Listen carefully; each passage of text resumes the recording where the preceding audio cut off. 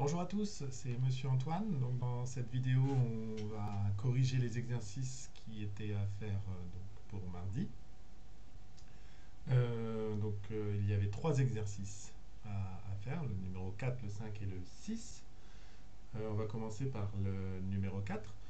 Donc pendant cette vidéo, j'aimerais que vous preniez la correction tout simplement suivant avec un stylo vert et que vous corrigez ce qu'il y a de faux en riant proprement et réécrivant à côté. On va lire la consigne ensemble et s'il y a des choses que vous n'avez pas comprises, s'il y a des questions, vous pouvez les écrire dans les commentaires ou m'envoyer, si vous voulez pas que tout le monde le voit, m'envoyer simplement un email par le NT. Alors commençons par l'exercice 4. Dans la ferme du père Lapaille, il y a des canards, des cochons et des lapins. Il affirme: j'ai 4 canards mâles et 7 cochons femelles. J'ai autant de lapins que de lapines, 18 de chaque. En tout, j'ai 80 animaux, dont 52 femelles. Reproduire et compléter le tableau suivant. Donc il y a bien le mot reproduire, donc il faut recopier le tableau. C'est un tableau qu'on appelle un tableau à double entrée, parce qu'on voit qu'il y a plusieurs lignes et plusieurs colonnes. Les colonnes correspondent au genre de l'animal, est-ce qu'il est mâle ou femelle, et les lignes correspondent au type d'animal. Et bien évidemment, on a une colonne pour le total, l'effectif total, et une ligne également pour le total. On va voir un petit peu où chaque information, en relisant chaque information de l'énoncé, où est-ce qu'on va inscrire ces nombres dans le tableau. J'ai 4 canards mâles. Donc 4 canards mâles, on va aller dans le type d'animal canard. Le genre c'est mâle, donc ici. J'ai écrit en jaune, c'est en vert que je voudrais écrire. Donc hop, on va écrire ici. Et j'ai 7 cochons femelles. Donc on va aller dans la colonne femelle et dans la ligne cochon. Donc 7 cochons femelles, c'est donc ici. Ensuite, j'ai autant de lapins que de lapines, donc ça veut dire autant de mâles que de femelles. On en a 18 de chaque. On va donc inscrire 18 lapins mâles et 18 lapines. En tout, j'ai 80 animaux. 80 animaux même, devrait-on dire. C'est le total de tous les animaux, donc tous les types et tous les genres. Donc ici, on va mettre 80. Et parmi ces 80, il y a 52 femelles. Donc ici, on aura 52. Donc voilà, on a recopié toutes les données de l'énoncé dont on est sûr, et les autres données, on va devoir les calculer. Alors, les calculer, pour cela, je rappelle que le total, c'est la somme, en fait, par ligne et par colonne de tout ce qui est dans les cellules, dans les cases. Donc, lorsqu'on a une ligne ici, par exemple, où on a tout est rempli sauf la ligne, sauf la colonne, la case totale, on va additionner 18 plus 18 pour avoir le nombre total de lapins. Cela nous donne 36 lapins. Lapins et lapines. Euh, Ensuite, lorsqu'il nous manque, donc là c'était la seule ligne qu'on pouvait compléter parce que les deux étaient déjà remplis. Lorsqu'il nous manque une information, on va faire l'opération inverse de l'addition. Afin de trouver, on va faire une addition à trous. Ici, quelque chose plus 7 plus 18 doit faire 52. C'est comme si j'écrivais donc quelque chose plus 7 plus 18 égale 52. C'est une addition à trous. Pour résoudre une addition à trous, on peut poser l'opération à l'envers en posant une soustraction. Vous savez que l'opération inverse de l'addition, c'est la soustraction. Donc 52 moins 7 moins 18. Ou alors on peut dire que 7 plus 18 ici, on a 25 cochons et lapins. Et on va faire 52 moins 25, ce qui nous donne 27. On peut vérifier notre opération. Je vais gommer mon... J'ai plus besoin de la poser à droite, donc je vais gommer ici. On peut vérifier notre opération en reposant l'addition. 27 plus 7, 34. Et 34 plus 18, ça fait bien 52. Du coup, on peut compter le total de canards. 4 plus 27, ça nous fait 31. Ici, dans cette colonne totale, on peut calculer le total de cochons, puisque 31 plus 36, ça fait 67. Et 67, pour aller à 80, combien il manque, hein? C'est la fameuse addition à trous. Euh, donc 67 plus quelque chose, si je réécris comme tout à l'heure, ça va faire 67 plus un autre nombre, et tout ça, ça doit être égal à 80. Donc il manque 13. Hein. 67 plus 10, 77, et plus 3, 80. Du coup, on peut en déduire le nombre de cochons mâles. Il y a 7 femelles pour un total de 13 cochons. Donc ça veut dire le nombre de mâles, c'est 6, hein, je rappelle, 6 plus 7 égale 13. Et ici, on peut calculer le nombre total de mâles. 4 et 6, 10, plus 18, 28. Toujours vérifier à la fin, quand on a réalisé son tableau, que sur chaque ligne, chaque colonne, les sommes sont les totaux, donc sont les bons. On va faire ça ensemble. 4 plus 27, 31, 6 plus 7, 13, 18 plus 18, 36. Dans l'autre sens, 10 plus 18, 28, 27 et 7, 34, 34 et 18, 52. Très bien, donc on n'a pas fait d'erreur. On peut passer à l'exercice suivant. Voici les 50 premiers chiffres du nombre pi. Donc pi, on en a déjà parlé rapidement. Donc c'est un nombre dont on reverra d'ailleurs l'utilité dans un autre chapitre. On vous demande de construire un tableau présentant le nombre d'apparitions de chaque chiffre. En d'autres termes, pour reformuler la question, on nous demande de faire un tableau dans lequel, pour chaque chiffre, 1, 2, 3, 4, jusqu'à 9, et 0 aussi d'ailleurs, on va compter le nombre de fois où il apparaît. Donc on va préparer... C'est un tableau simple. On va juste mettre... alors moi je vais le faire en... un tableau en 2 lignes.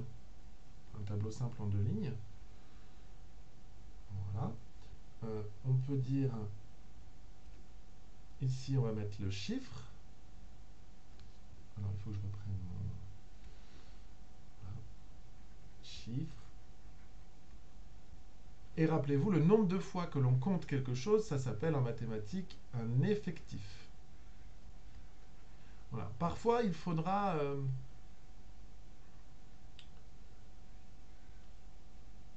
préparer à l'avance les colonnes euh, pour compter combien il y en a et rajouter, n'oubliez pas, le total.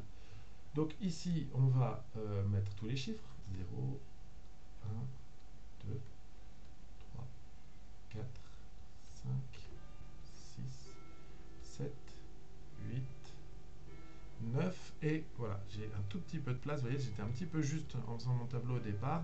Donc ça se prévoit. Hein. Hop, la cote totale. On compte le nombre de fois où apparaît le nombre 0.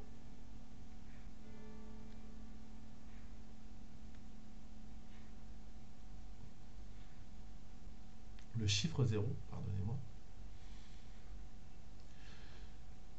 Alors, je vous conseille vivement de les barrer, les souligner, de trouver un moyen pour les mettre en évidence au fur et à mesure que vous les comptez. Comme ça évite de les compter 2 fois ou d'en oublier. Donc là, ici, hop, j'en ai un là. Alors, par contre, je vais le faire avec...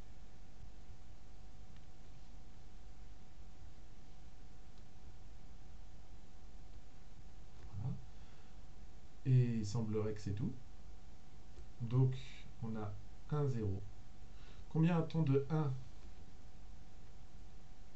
1, 2, 3, 4, 5. Combien a-t-on de fois le chiffre 2? 1. Alors, ce que je peux faire, c'est changer de couleur entre chaque pour être sûr de ne pas reproduire à chaque fois, enfin de ne pas compter 2 fois. 1, 2, 3, 4, 5. Il semblerait qu'il y en ait 5. Voilà, donc je vais accélérer un petit peu la vidéo, parce que c'est exactement la même chose pour chaque chiffre.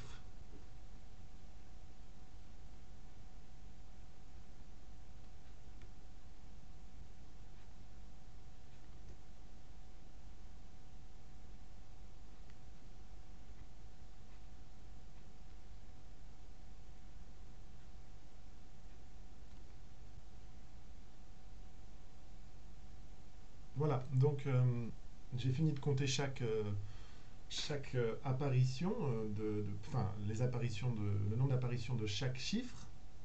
Donc ça nous donne un effectif.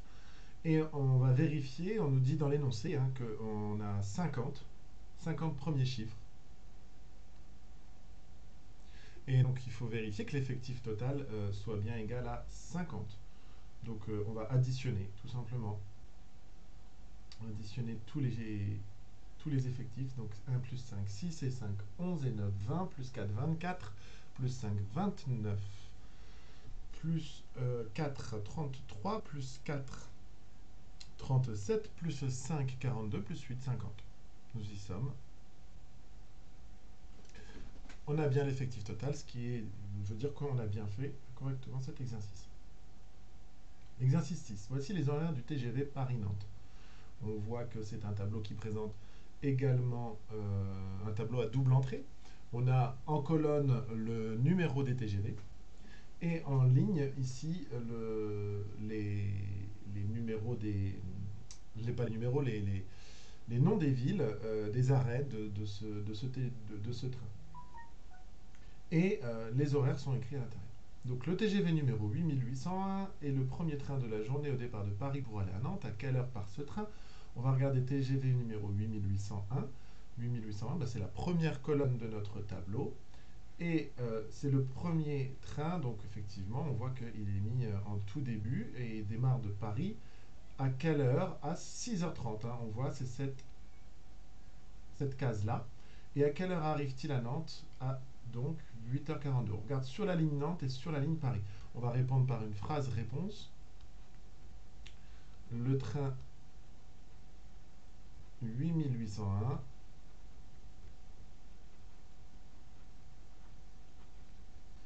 part à 6h30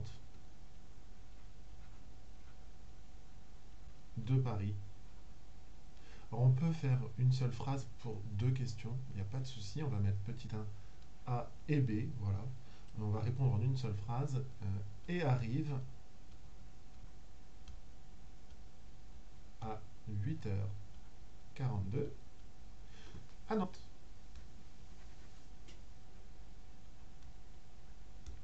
Question 2. Le TGV 8805 met-il le même temps que le TGV 8801 pour aller de Paris à Nantes? Alors, ce qu'on peut faire, c'est calculer le temps, donc durée du trajet. On peut écrire durée du trajet pour le train le 8801. Et on va calculer combien de temps il a mis. 8h42 moins 6h30. Alors il faut faire très attention hein, quand on effectue des opérations sur des nombres écrits en système de horaire, en système de temps.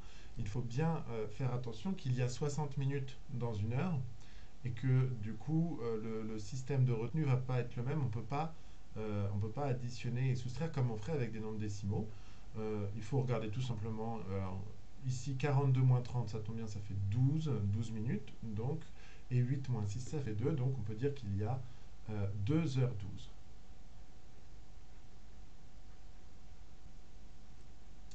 Si on réécrit la même chose, alors je vais copier-coller tout ça. Voilà, en dessous. Et je vais juste gommer le résultat. Ah, tiens, je ne peux pas. Ah, non.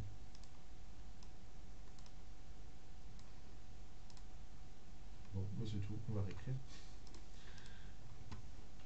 Non, j'ai qu'à prendre juste ça. Hop.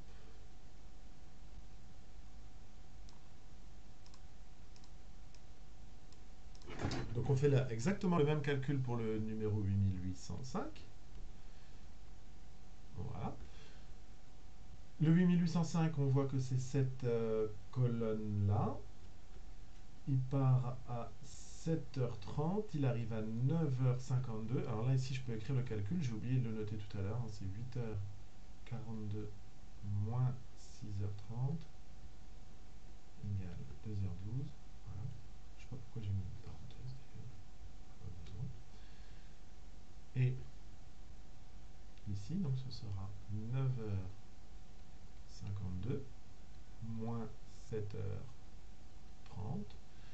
on remarque qu'il va mettre 10 minutes de plus. En effet, hein, de 42 à 52, on avait 12 minutes, mais là, de 52 à 30, on a 22 minutes, donc c'est égal à 2h22. Donc, pour répondre à la question, est-ce qu'il met le même temps pour aller de Paris à Nantes? Eh bien non, non, non, non. Les trains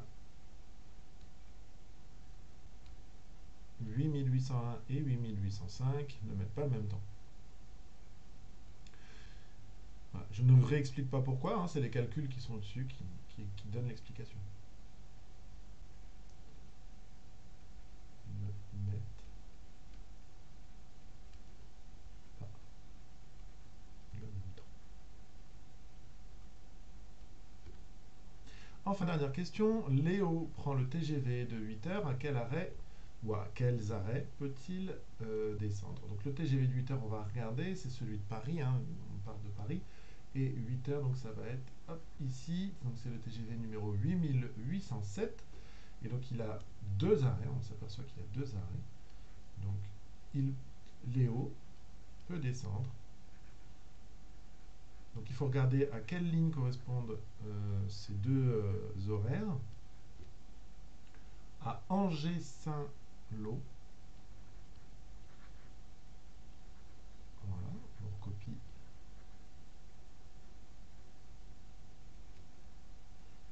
Voilà. Je ne sais pas où ça se trouve. Ou, ou enfin à Nantes. Voilà. Bon, il n'y avait rien de très compliqué dans ces exercices, c'était surtout pour voir si vous aviez bien compris comment rechercher des informations dans des tableaux et comment construire un tableau. Un tableau qu'il soit simple ou double, c'est-à-dire avec un seul type d'information ou plusieurs types d'informations. Pour la suite de la leçon, nous n'allons, en tout cas pour aujourd'hui, pas vraiment recopier de leçons, mais à partir d'un questionnaire que je vous ai envoyé, donc normalement vous avez reçu un email avec un lien qui va vers ce questionnaire-là. Il y a deux petites questions. J'ai fait un sondage donc, sur l'ensemble de tous les sixièmes. J'ai deux classes, donc je devrais recevoir normalement en sixième en tout cas, donc deux classes de 27 élèves, donc je devrais avoir 54 réponses si tout le monde y participe. Vous répondez à la question, tout simplement. Vous répondez à la première question, quel est votre style de musique préféré? Vous choisissez une de ces catégories. Ensuite, parmi les animaux que j'ai cités en dessous, quel est ton préféré? Pareil, vous choisissez une catégorie. Vous avez un petit bouton en dessous pour envoyer. Moi, je vais recevoir les réponses d'ici demain. Ce serait bien que vous le fassiez aujourd'hui ou demain. Hein, si vous le faites demain, c'est pas grave. Et demain, ce que l'on fera, donc demain vendredi, vendredi 9, on utilisera ces données pour construire un diagramme. Voilà, donc je vous laisse répondre à cette question et dans le prochain cours, celui de demain, on réalisera des diagrammes. Donc je vous enverrai une petite vidéo avec, j'afficherai toutes les résultats, les réponses à ce sondage. Je vous remercie pour cette vidéo, de l'avoir visionnée et vous aurez une autre vidéo pour les exercices d'aujourd'hui, donc qui étaient à faire pour jeudi 8 avril. Voilà, à très bientôt.